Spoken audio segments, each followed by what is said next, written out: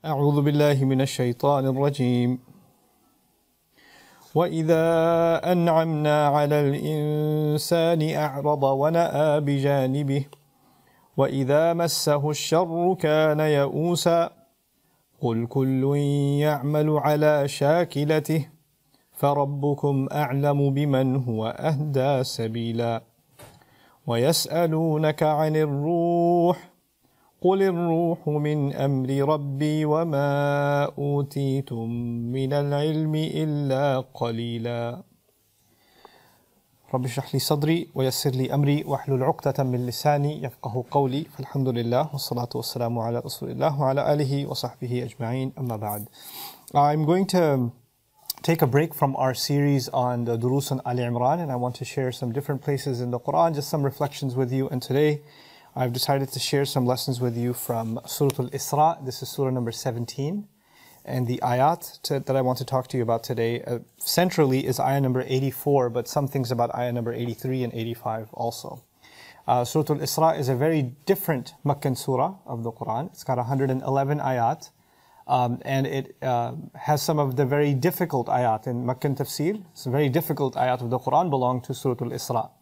And some things that are mentioned in Surah Al-Isra are not mentioned anywhere else. So you have, for example, in Meccan Quran, lots of repetition. Things that are mentioned in different places occur again in different surahs in Meccan Quran. But Surah Al-Isra describes some realities. For example, the way that Allah talks about the ruh, as you may have heard the Arabic word as I was reciting the ayah, يَسْأَلُونَكَ عَنِ الرُّوحِ قُلِ الرُّوحُ مِنْ أَمْرِ رَبِّي وَمَا أُوتِيتُ مِنَ الْعِلْمِ إِلَّا قَلِيلًا. That's only here. There's nowhere else that even that question has been discussed, right? So it has a unique place also among the series of Meccan surahs within which it is found. What I want to start with you today with is, instead of getting into the meanings of the ayat, first and foremost is just some concepts that I want you to visualize, and that'll help help us appreciate the lessons here a little bit better. When somebody's traveling, just imagine yourself or myself or anybody traveling, then their goal, if you ask them, what is your goal as a traveler? Well, your goal as a traveler is to reach your destination. It's pretty simple, right? So anybody who's ever engaged in any travel, their arriving at their destination is their ultimate goal, right? So the closer they get to their goal, the more progress they're making. And the moment they reach their goal, they've attained success, right? Now, that's an important visualization, because when you are, your goal was not to take a step. Your goal was not to finish 1 mile or 2 miles or 3 miles. Your goal was to get to the destination.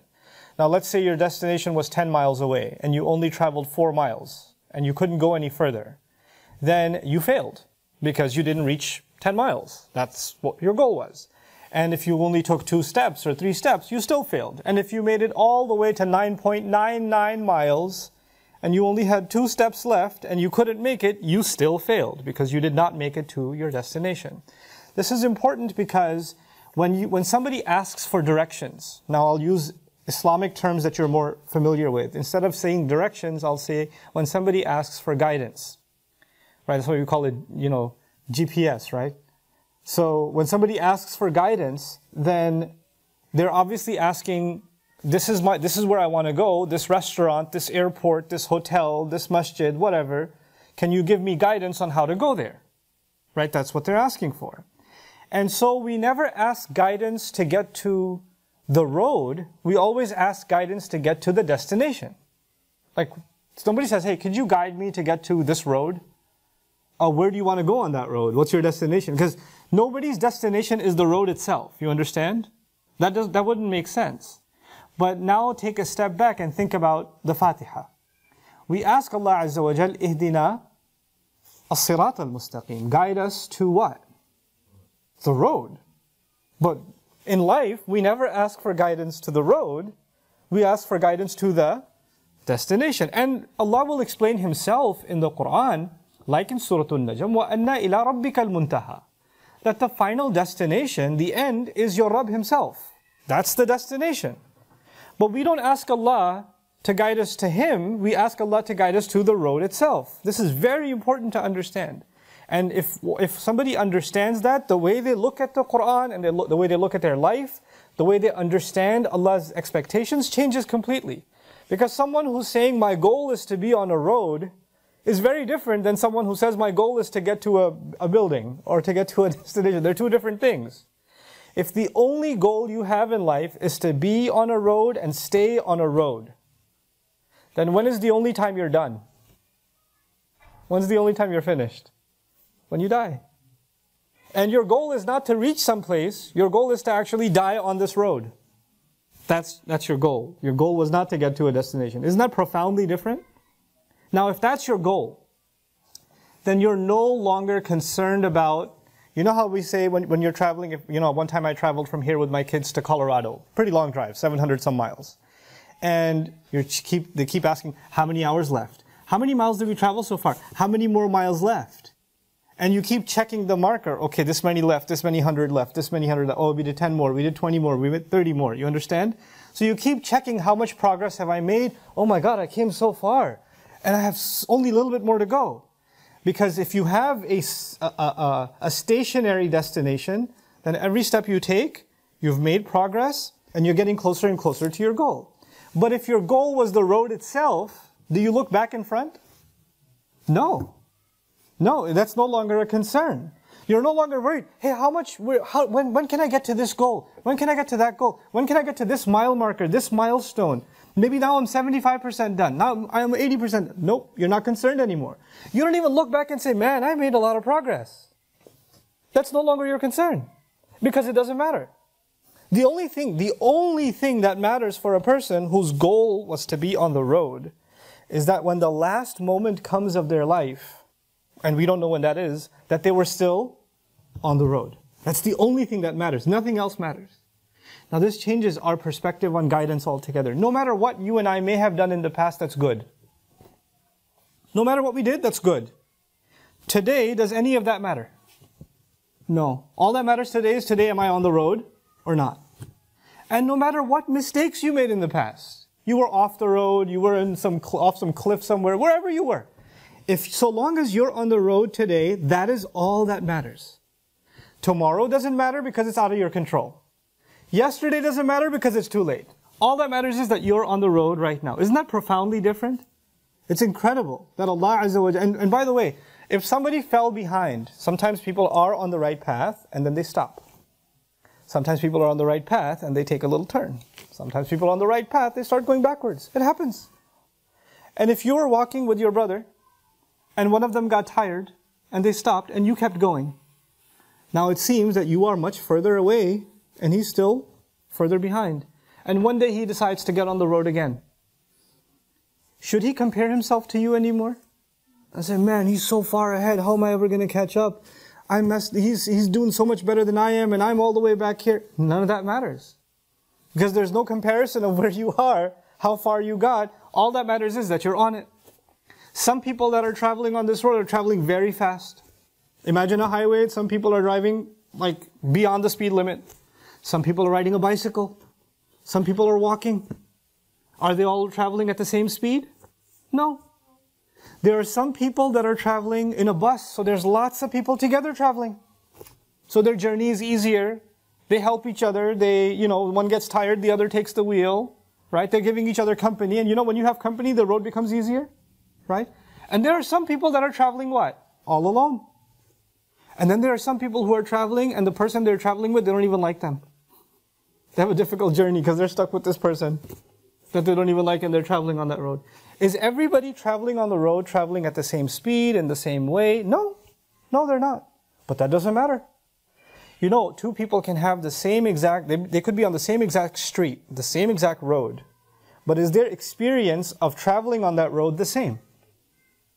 Can't you imagine that you went on a highway from one exit to another, and at the same time there are 100 other cars next to you, and somebody says, man, remember that time we were driving? That was the best day of my life. And next to you is a car that says, man, that time when I was driving, that was the worst day of my life. Possible or no?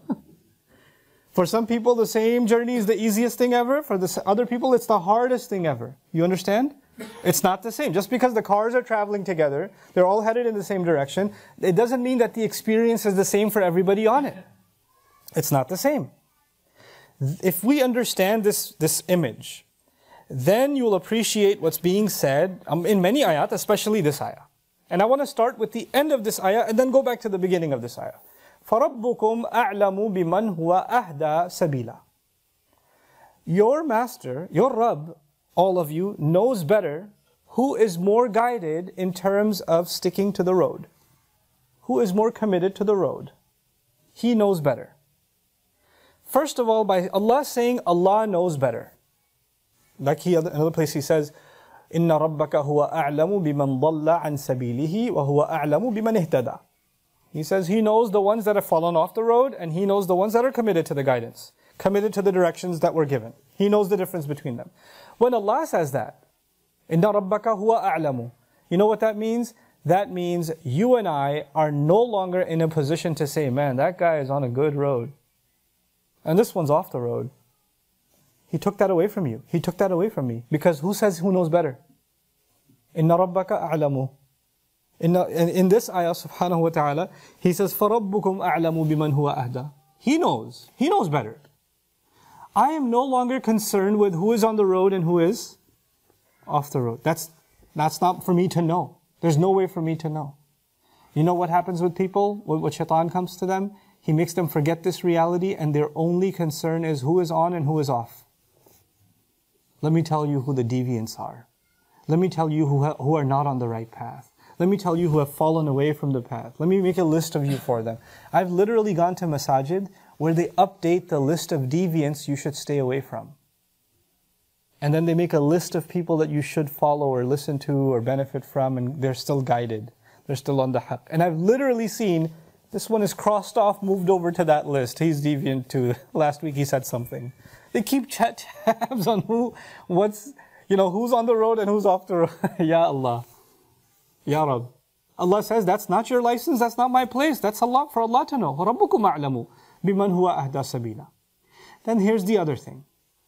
In Surah Al-Fatiha, Allah Azza wa Jal told us, اهدنا الصراط المستقيم. Sirat in Arabic comes from the word surat. And surat is a wide, long sword. Because the Arabs used to make curved swords. Like if you know anything about swords, the strange sword for the Arab was the long, straight one. And that was called a surat. And from it you get the word sirat, a wide but straight road. Right? A wide but straight road. And in Arabic, words have plurals just like in any language, like kitab is kutub, masjid is masajid. Sirat has no plural. There's no surut. There's no sara'it. There's nothing. Why? Because the sirat is the kind of road that doesn't have an alternative route. Like, if imagine there's only one bridge that goes from this island to this island. There's no other roads that can take you there. That would be called a sirat. Why? Because there's no other road you can take. There's only this road you can take. There is no plural available. There's no alternative available. That's Allah's way of telling us Islam is one. The deen is one. Guidance is one. There's only one road to take. So far so good? But then Allah Azza wa Jal uses other words. Like the word sabil. Like the word sabil. Now sabil is a small road. Sabil is actually a small road. And tariq is actually even a smaller road. So the way I want you to visualize this is, you know how you have a street, and from an inside home street, you get to a main street which has 3 or 4 lanes, and then from the main street you get on the highway, right? The highway is sirat, and then there's tariq that leads to sabil that goes to sirat. If you want to get on that highway, you still might have to take some local route, yes? You can't just jump on the highway. You have to take some smaller pathways. So everybody's starting point may be different, but they're all making their way to the same highway. You with me? Now, Allah Azza wa Jal in the beginning of this ayah, this is why I was really fascinated by this ayah today. قُلْ, tell them, كُلٌّ يَعْمَلُ عَلَى شَاكِلَتِهِ. Tell them, everyone, every single human being, every single person. And why do I know it's al-kull يشير هنا إلى الإنسان لأن الآية السابقة ذكرت الإنسان. The previous ayah is talking about insan. وَإِذَا أَنْعَمْنَا عَلَى الْإِنسَانِ أَعْرَضَ وَنَأَى بِجَانِبِهِ وَإِذَا مَسَّهُ الشَّرُّ كَانَ يَئُوسًا. The previous ayah is talking about the human being, all human beings. In this ayah Allah says, tell every human being, tell everybody. يَعْمَلُ عَلَى قُلْ كُلٌّ يَعْمَلُ عَلَى شَاكِلَتِهِ. Tell everybody works, everybody does work according to their shakila. That's the hard word of this ayah, shakila. The word shakila comes from shakal. Shakal means form, shape. Allah is telling us that He made me different, He made you different. Our bodies are physically different. Our skin colors are different.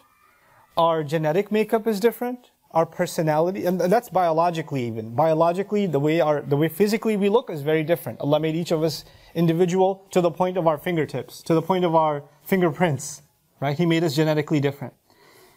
But then there's something inside us that's also very different. What's that thing inside us? This is the physical body, but there's something inside us that's also different, which is what? The ruh. Notice in the next ayah, Allah is going to talk about the ruh. يَسْأَلُونَكَ عَنِ الرُّوحِ قُلِ الرُّوحُ مِنْ أَمْرِ رَبِّي. Every human being has been shaped from the outside and the inside differently. Every human being was shaped from the outside and the inside differently. My ruh is different from yours. My body is different from yours. My voice is different from yours. Every one of us is different. The way my mind works is not the way your mind works. What I like is not what you like. What interests me is not what interests you. What is my strength is not your strength. Your strength is something else. Every single human being Allah made with some strengths and some weaknesses. And every single human being, and that's the beautiful thing about Shakila, one side of it is each one of us is extremely unique. Like I know if you have more than one child, like I have, our children are very different. Some children are very artistic. Some children are very hands-on learners. Some children are very good listeners. Some children are very good readers. Other kids are allergic to books. They're completely different. Their eating habits are different. Their interests are different. Their personalities are different. To the point where even sometimes you have twins. Physically exactly the same. But personalities, two completely different people. Two completely different people. Why? Because each of them has their own shakila. But the other beautiful thing about the word shakila is that it also means, they say tariq, that shawakil in Arabic. A road that has shawakil means a road that goes off into many smaller roads. Like a highway has many splits, right? That's actually called shawakil. In other words, each one of you, even though the highway is the same, each one of you has your own mini roads to take on the same journey. Is it possible that when you're traveling, to again help you visualize, somebody's on the highway and some people are on the service road? Are they still traveling essentially in the same journey? Yeah, because they're still headed in the same direction, you understand? Allah Azza wa Jalla says each one of us actually has our own particular road, our own starting point, our own way to get on the road, our own pace. And if your road is your own, if I'm on a different street, you're on a different street, then the view you will have is different from me. The bumps you will face are different from me. The police that's watching you are different from mine. The stop signs are different for you and different for me. You understand that? Right? The dangers on the road are different for you and different for me. The opportunities are different for you and different for me, because we're all on a different road. Now let's put all of that together. Allah Azza wa Jalla is telling us in this ayah, قُلْ كُلٌّ يَعْمَلُ عَلَى شَاكِلَتِهِ يَعْمَلُ, the mudari' can be understood in Arabic as a statement of fact. Everybody does according to how they were made. It's a statement of fact. But the mudari' can also be a subtle form of amr. It can be a form of command. Let me explain that in simple English first. Those of you that are parents can easily understand this one. It's time to go to school, your kid is pretending to sleep.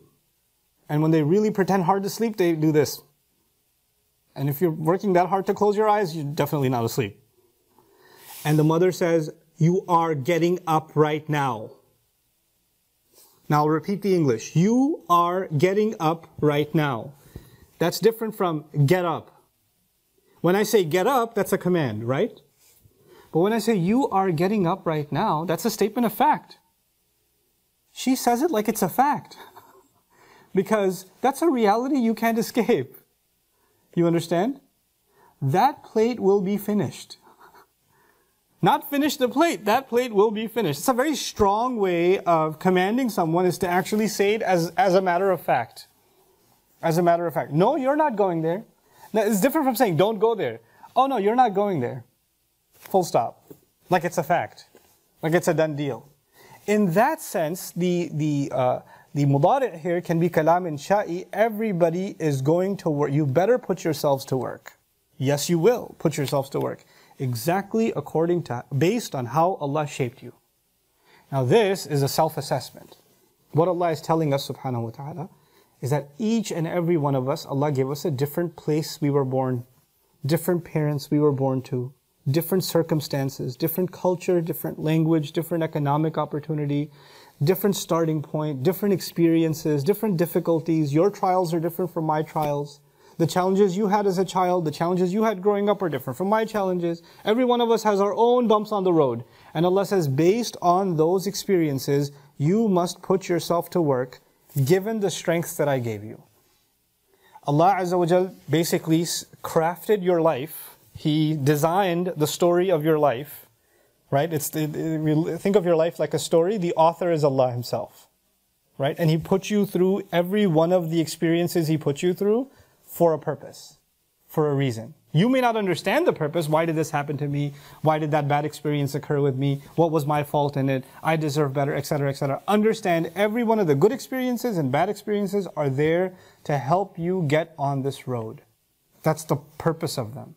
But you can't get on this road unless you identify the gift Allah has given you, or more than one gift that Allah has given you. You know, Musa alayhi salam had to discover that his gift was strength. Right? His physical gift was strength. And you know what his disability was? You know, physically, very strong. You know what his disability was? Anybody know? Speech. Now think about that. His strength got him in trouble. Yes or no? So what used to be his blessing got him in trouble. And the thing that was the hardest for him is what's recorded in the Quran, his speech. Nobody speaks in the Quran more than Musa alayhi salam. Think about that for a second. He throws one punch, a guy dies, and everything in his life goes to chaos.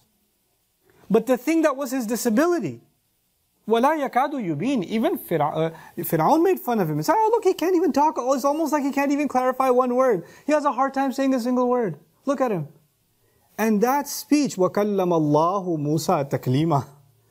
Musa alayhi salam spoke with Allah, engaged in passionate conversation with Allah, debated one of the greatest evil politicians in history and crushed him in debate. That was Musa alayhi salam. What am I trying to tell you? Sometimes we don't recognize, we think of, I think I know my strength and I think I know my weakness. But actually you don't know that your weakness is also a blessing. The thing Allah didn't make you good at, the thing you think you're not so good at, maybe the thing Allah will put to work. What do people say is Yusuf alayhi salam's gift? He's got two gifts. He's got the interpretation of speech, but what else? Beauty. Was his beauty an asset or a liability in his life? What do you think? Musa alayhi salam's strength got him in trouble. Yusuf alayhi salam's good looks got him in trouble. You understand? And in this world, everybody sees these things, and what do they think this is? Allah bless this person with looks. Allah bless this person with strength. This is a blessing. Allah says, Allah knows better who's more committed to guidance. Allah knows better who's actually putting their shakila to work. And Allah is teaching us something through these examples in the Quran. He's teaching us that there are different kinds of abilities. There's abilities on the outside, gifts on the outside, and then there are gifts on the inside. The ability to understand speech, like Yusuf alayhi salam. The honesty of Musa alayhi salam, the integrity of Musa alayhi salam. Qawiyun ameen. He's strong, but being strong is easy. Being strong and at the same time honest, that's a very difficult thing. To have those qualities, now that is some incredible shakila Allah gave him, the potential Allah gave him to reach where he reached, you know. So now, what does that mean for you and me and everybody else? What that means for you and me is, first of all, we don't think of our children, as parents, we don't think of our children the same way we think of ourselves. Just because I found a love for the study of the Arabic language and teaching doesn't mean I have to make all of my kids a teacher. That may not be their calling. That may not be their shakila. It may not be. It could be that you're a doctor. And sometimes in the Muslim world, once you become a doctor, it's wajib to make your children doctors. Like there's fatwa about this. It's haram to let them be anything else. But your child might be, you know, a writer. Your child might be a great sociologist, a political thinker. Your child might be an artist. Your child might be a great scholar of hadith or something. I don't know. They may have potential in different directions. We have to allow our children to first to recognize their potential and to encourage them in that potential, so they can put themselves to work according to their potential. But amal is important. This is why the wording of the ayat is so beautiful. It's not just that you find your potential. Being talented is easy because the talent didn't come from you. Talent came from Allah. If somebody's has a beautiful voice, they didn't own it. That was given to them. If somebody's very good at mathematics, their mind, the sharpness of their mind isn't theirs. That was given to them. So if it was already given to you, you don't get credit for that. Not according to Allah. That's what Allah gave you. That's the shakila Allah gave you. What do you get credit for? Amal. قُلْ كُلٌّ يَعْمَلُ عَلَى شَاكِلَتِهِ. In other words, is it possible that somebody's very talented but they don't work hard? It happens all the time. I'll tell you a story. I found, at one point in my institute, I was looking to hire other teachers to teach Arabic. And I found this young fellow who I thought was a brilliant teacher. And this kid was incredible. I thought he's one of the best teachers as a talent I've ever seen.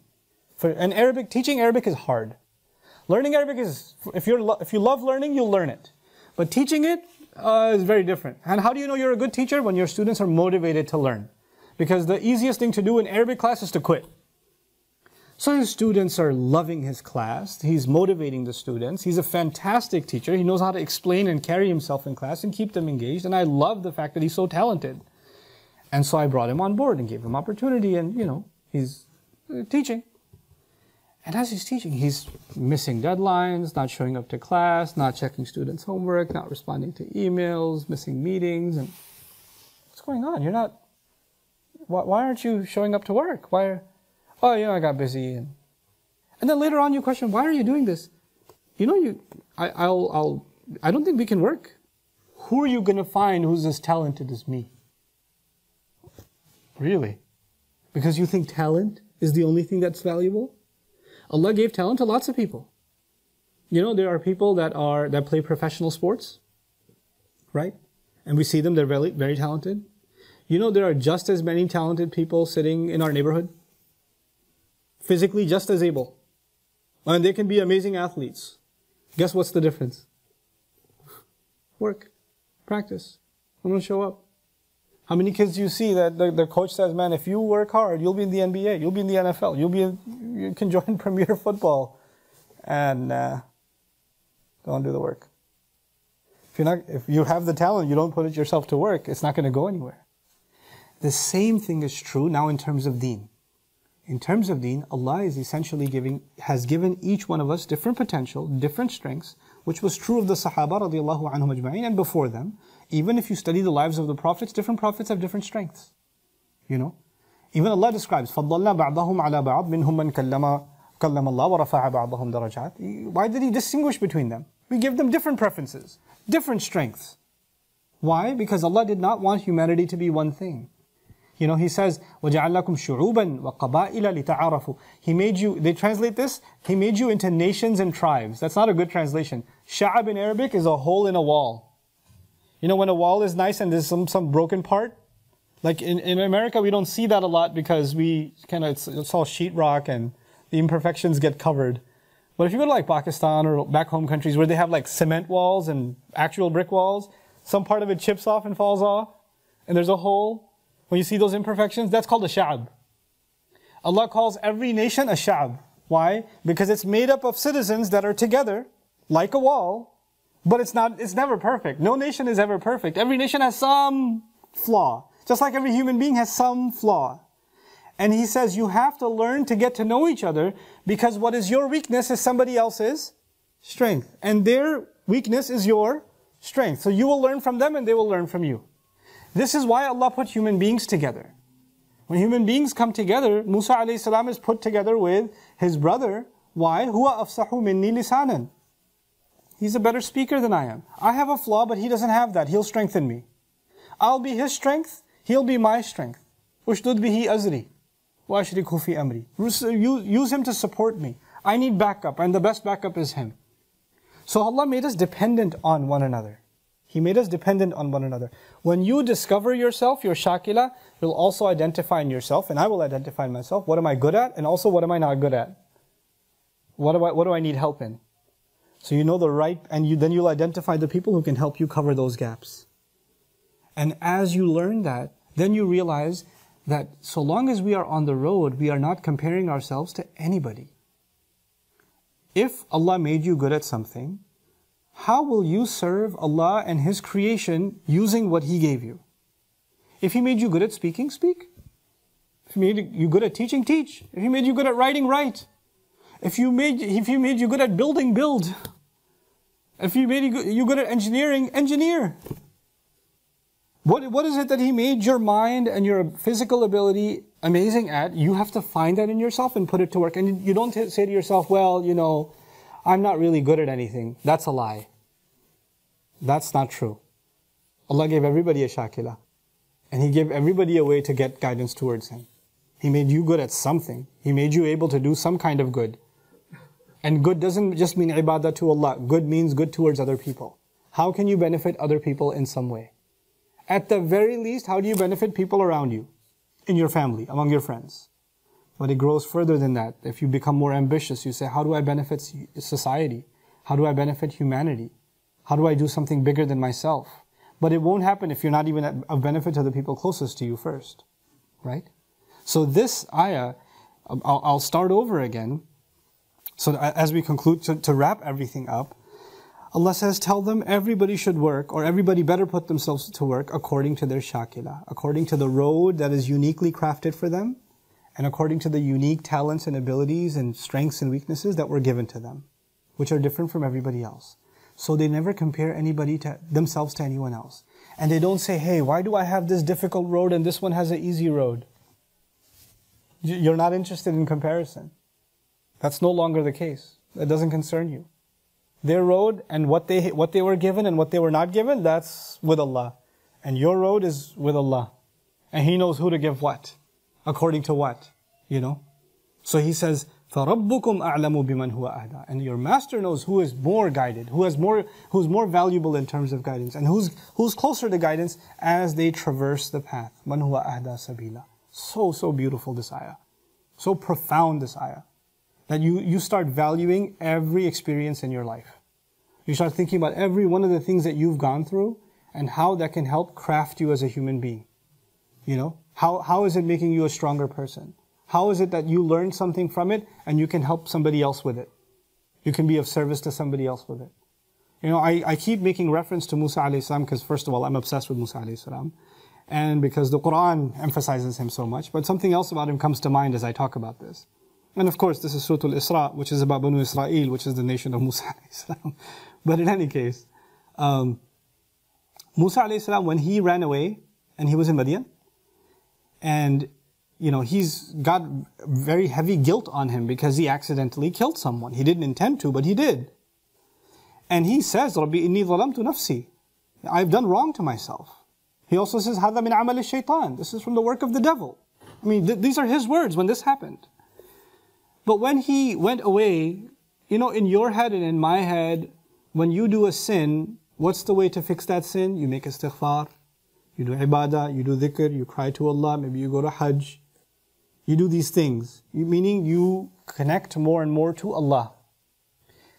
Look at Musa alayhi salam. He goes and he sits down in Madian. فَلَمَّا وَرَدَ مَاءَ مَدْيَنَ وَجَدَ عَلَيْهِ أُمَّةً مِنَ النَّاسِ يَسْقُونَ And وَجَدَ مِن دُونِهِمْ إِمْرَأَتَيْنِ تَذُودَانِ He saw two girls that are struggling to feed their animals. And you know the story, he goes and he helps them. But what's remarkable to me is when he was done helping them and he sat down, تَوَلَّى إِلَى الظِّلِّ He goes back and sits down in the shade. He says, رَبِّ إِنِّي لِمَا أَنزَلْتَ إِلَيَّ مِنْ خَيْرٍ فَقِيرٍ Master, whatever good opportunity to do good you give me, I could use it. In other words, he is constantly driven to do more good for other people. Not just ibadah to Allah, good towards other people. His previous experience of hurting another human being, he is now compensating for it by helping other human beings. If somebody hurt you in some way, you learn from that and say, I'm going to make sure nobody gets hurt the way I was hurt. And you try to help others who got hurt. You learn from your experience for the benefit of others. That is shakila. That is putting ourselves to work. And so, and why are we so different? And why is it so, why is it that Allah made me the way He made me and He made you the way He made you? We will never know. What is the reality? Our own reality is the biggest mystery. That's our ruh. And Allah says, وَمَا أُوتِيتُم مِّنَ الْعِلْمِ إِلَّا قَلِيلًا. That's the next ayah actually. You haven't been given much knowledge at all. What you have been given is you can recognize your shakila. You can recognize what you're good at, a self-assessment. Really thinking about yourself and what is it that you're going to accomplish in your life. You know, I know I was going to conclude, but I'll share one quick thing because Isha is almost upon us. Or Isha, we just prayed, but rather, I'm still in the old time. But 5 minutes in. You know, if you lose sight of your purpose, if you lose sight of the purpose, the shakila Allah gave you, I want you to think of it this way. Food, drink, happiness, peace, safety. These are things we want in life. Everybody wants to feel peace. Everybody wants to be happy. Everybody wants to feel secure, etc., etc. These are feelings that people run after. So why do they want to buy a car? I want to buy a new car, it'll make me happy. I want to get a house, it'll make me feel safer. I want to feel safer. These are some feelings we run after. This tama'nina, this sense of calm and peace. Let me tell you, that's not our goal. Our goal is to fulfill a purpose. My goal in life is not to feel better. My goal in life is to accomplish something. The peace and the tranquility and the happiness and all of those things are only there so you get strong enough to fulfill your purpose. But they're not your purpose. You have to do work in life. قُلْ كُلٌّ يَعْمَلُ عَلَى شَاكِلَتِهِ. And when you fulfill your purpose, you'll actually truly find peace. Let me put that in simple English and I'm done. In simple, no tafsir literature, no abstracts. You have someone who Allah gave a talent to that they're very good at, let's just say, counseling. Right? They should go to school and pursue a degree in counseling. They should become licensed in becoming a counselor. And they know that when this talent that they have, everybody goes to school and gets the same degree, but some people, Allah gave them an ability that when they talk to people, people really feel healed. People feel different when they speak to them. Right? And Allah has given them that. When Allah has given them that purpose, and when they put themselves to work in that purpose, they're going to feel a calm and a peace and a happiness and a satisfaction that no matter what clothes they buy, no matter what car they buy, no matter what food they eat, they're not going to feel it. And that same person who does this work and they fulfill this purpose, now they start making a lot of money. And when they make a lot of money, they say, I don't have to do this work now. I can just enjoy my life. And they start busying themselves with vacations and enjoying themselves and eating good food and living a luxurious life and all of these other things. And guess what's missing in their life now? They're no longer happy. They have all these things around them, but they're not happy anymore. You know why? Because purpose is missing. If your life is missing purpose, everything else will have no meaning. Everything else around you will just lose meaning. And if you have purpose, you don't have to have anything else. You'll still be happy. Everything else will become secondary. It is only when people don't have purpose, then they compete for things. When they lose purpose, then they compete for things. Then they compete for clothes. Then they compete for house. Then they compete for car. Then they compete for money. Then they compete for showing off. Who had a bigger Eid party? Who had a bigger aqiqah for their baby? Who had a bigger wedding ceremony? That obsession, all of that's there when purpose is missing. When purpose is there, all of these things come and they make you happy. They give you some fuel, but you're never comparing yourself. You're never competing. The only competition left is, am I taking another step? Am I still on the road? Am I still making progress? That's all. That's the only concern I have. Nothing else matters. So we have to become people of purpose. We have to become people that don't get petty, don't lose sight. Because when that happens, we've lost everything. By the way, what does purpose mean? Purpose means you're on a road. Right? That you haven't accomplished. But when you have stuff, you're like, oh, well, now I already have it. Then it's just about the next item and the next item and the next item. That's all it is now. One TV show to the next, one outfit to the next, one pair of shoes to the next, one gadget, one toy to the next. That's all. Oh, I can't wait till the new iPhone comes out. Why not? Why? What purpose do you have? What are you missing in your life that you can't wait? I can't wait till the next season of this show comes out. I'm dying. Why are you dying? Because your life is seriously missing something. You're already dead. That means you're already dead. Because that shouldn't be, and something else should preoccupy you. You can get entertained, that's okay. But that's not why you exist. That's not your goal. And when you see people like that, when they're dressed in the outfits and waiting for the next thing to come out and die-hard worshipping fans of sports teams, painting their faces and and fighting after a match and all of that. You know what that tells you? That tells you how far humanity can get away from purpose. How far they can get away from purpose. Allah did not make human beings for that purpose. He did not. This is the tragedy of the human being. And that's what's described on your own time. Just contemplate the ayah before this one. This is ayah number 84, ayah number 83. وَإِذَا نَعَمْنَا عَلَى الْإِنسَانِ أَعْرَضَ وَنَأَى بِجَانِبِهِ وَإِذَا مَسَّهُ الشَّرُّ كَانَ يَئُوسًا. When good happens, really happy. When bad happens, really upset. What kind of people get really happy when good happens and really upset when bad happens? People whose goal was happiness. People whose goal was stuff. When they lose stuff, they get upset. When they get stuff, they get happy. But people who have purpose, things come and things go. It's okay, I still have my purpose, I'm still fine. I still have my mission, I'm still going. And the moment shaitan will come, he'll try to steal your purpose from you. He'll rob you of your purpose. Any chance he gets, he wants to take it away from you. He can make you lazy, he can make you forget, he can make you distracted, he can bring others and say, hey, that's not your purpose. And others come and say, no, you don't deserve to have this purpose. Other people should have this purpose, not you. He'll make you get off of it any way that he can. And you have to just push all that out and stay on track. If you and I can stay on track, then we've accomplished something remarkable in this life. May Allah Azza wa Jal keep us positioned on the path, on our own journey, with purpose. And may Allah Azza wa Jal help us become a support for one another. Barakallahu li wa lakum. Assalamu alaikum wa rahmatullahi ta'ala wa barakatuh.